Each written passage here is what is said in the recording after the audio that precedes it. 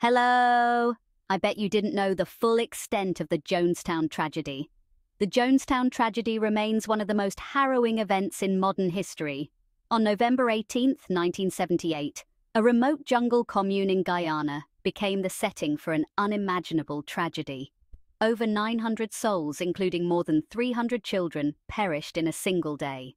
The charismatic yet deeply troubled leader, Jim Jones, orchestrated this mass suicide, sending shockwaves across the globe. What began as a utopian dream quickly devolved into a nightmare of unimaginable horror. The world grappled with the sheer scale of the tragedy, struggling to comprehend the loss. Images from Jonestown, littered with bodies sprawled amidst spilled Flavor Aid, contrary to popular belief it wasn't Kool-Aid, became synonymous with cult-induced madness. The event forced a harsh spotlight on the dangers of blind faith and the allure of charismatic leaders. This tragedy transcended the realm of a mere news event, becoming a chilling parable for the ages. It served as a stark reminder of the vulnerability of the human psyche to manipulation and the devastating consequences of unchecked power. Jonestown became a synonym for cult suicide, a chilling reminder of the dark side of human nature. Welcome to Crime Chronicles, where we delve into new insights, fascinating details, and a different perspective on the Jonestown tragedy. The seeds of the People's Temple were sown in 1955 Indianapolis. Jim Jones, a fiery preacher, preached a gospel of racial equality and social justice. He attracted a diverse following, drawn to his message of hope and his charisma. Jones's early ministry was marked by inclusivity and social action, appealing to those marginalized by society. However, beneath the veneer of social progress lurked a darker side. Jones, a narcissist with a messiah complex, gradually tightened his grip on his followers.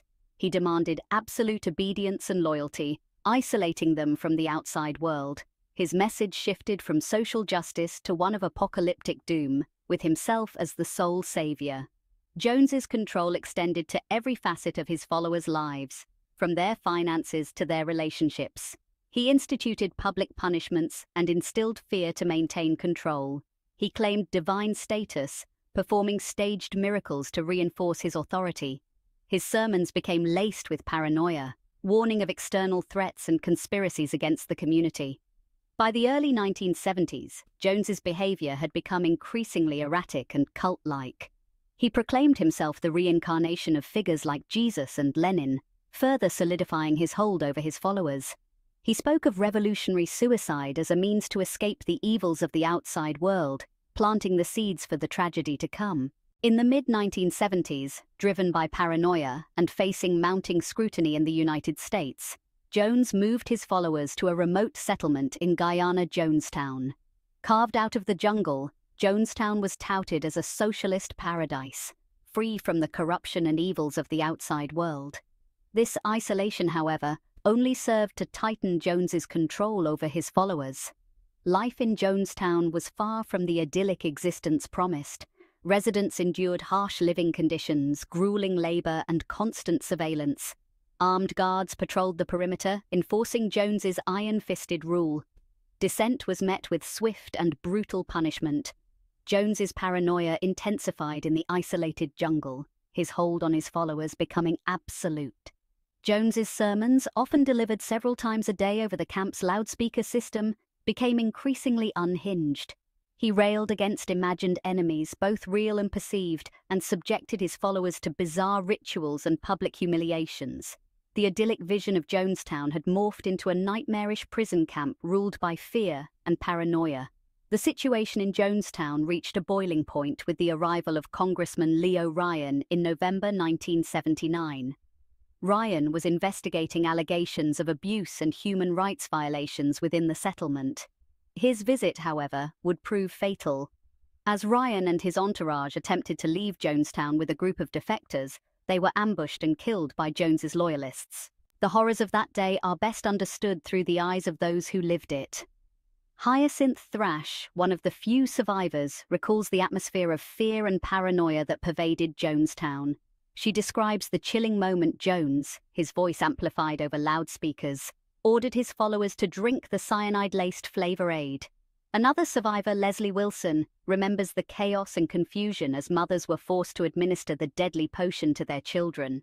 She recounts her harrowing escape into the jungle, the screams of the dying echoing behind her. These first-hand accounts provide a chilling glimpse into the final moments of Jonestown. For survivors, the trauma of Jonestown didn't end with their escape. Many struggled to reconcile their experiences with their faith, grappling with feelings of guilt, betrayal, and profound loss. The psychological scars of that day continue to haunt them, a stark reminder of the human capacity for both good and evil. The survivors' stories serve as a testament to the resilience of the human spirit. They have dedicated their lives to ensuring that the lessons of Jonestown are not forgotten, advocating for greater awareness of cults and the dangers of unchecked power.